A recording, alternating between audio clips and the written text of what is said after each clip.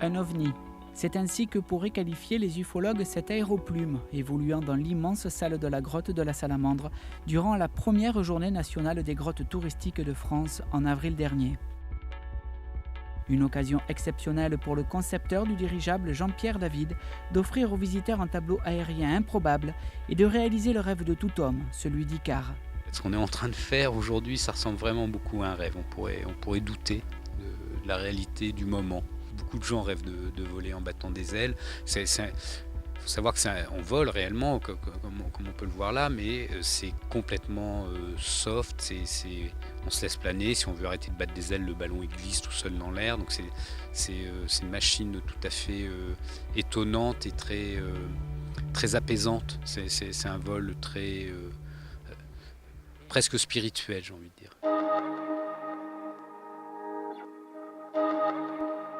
Le vol en aéroplume se pratique de préférence en vase clos, car ses fonctions sont réduites au strict minimum.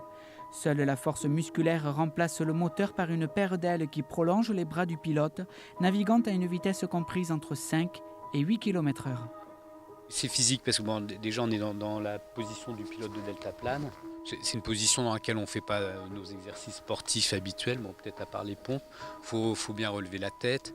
Et puis après, le ballon il a beaucoup d'inertie. On a en fait 110 kg en déplacement. Donc c'est une certaine masse. Il ne faut pas se tromper. C'est-à-dire que tous les mouvements qu'on donne au ballon pour le faire avancer, il ne faut pas regretter. Il ne faut pas essayer de freiner parce que le ballon il ne veut jamais freiner. Lui il va continuer sur son élan.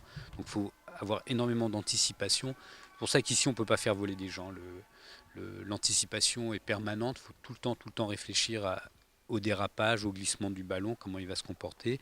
Et finalement, il faut une grande attention. Et donc voilà, c'est un vol qui est éprouvant psychologiquement et physiquement. Mais enfin, éprouvant de manière agréable. Mais voilà, faut rester toujours très concentré sur ce qu'on va faire avec le ballon. C'est comme nager dans une piscine, c'est-à-dire que vous pouvez soit avoir une nage sportive et à ce moment-là effectivement fatigante, éprouvante, soit vous pouvez vraiment nager pour vous relaxer. Et dans ce cas-là, c'est pas du tout physique, quoi. C'est vraiment agréable. C'est vraiment de la détente.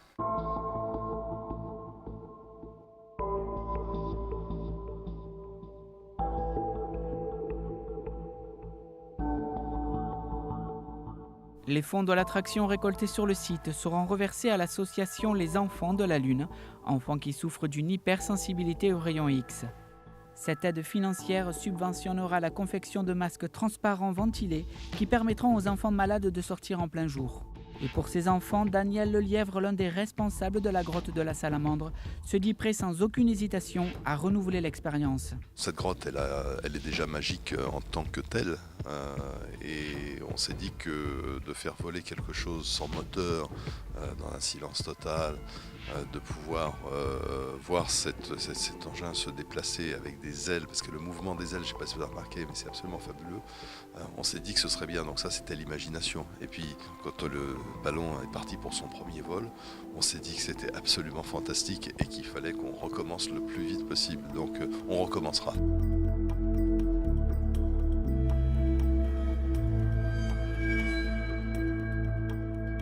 C'est un moment magique. Nous, on connaissait déjà la grotte. On est venu plusieurs fois auparavant parce qu'on habite à Méjeanne-le-Clap.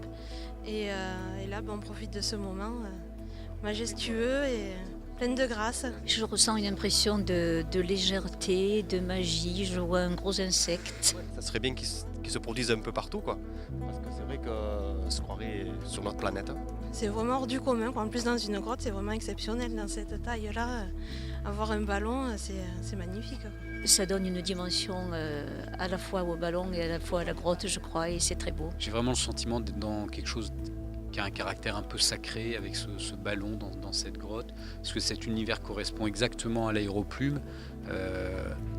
Pourquoi, quoi, quelles sont les explications, qu'est-ce qu'on fait là réellement, enfin je sais pas, je suis je suis bluffé moi-même par ce que je viens faire ici. C'est un lieu indoor, donc c'est un lieu qui se prête à l'aéroplume. Mais en plus d'être indoor, c'est un lieu qui est totalement naturel. Donc ça, voilà, il n'y a pas d'autres endroits comme ça pour nous pour voler. Donc c'est merveilleux, c'est de l'émerveillement. C'est sublime, c'est sublime. Récompensée en juillet dernier par la médaille d'or du meilleur site touristique gardois, la grotte de la Salamandre aime relever les défis comme l'organisation de concerts classiques ou baroques au cœur de sa cavité. Pour la saison 2015, la direction des lieux envisage une reconstitution animée de la découverte de la grotte pour les 50 ans du site.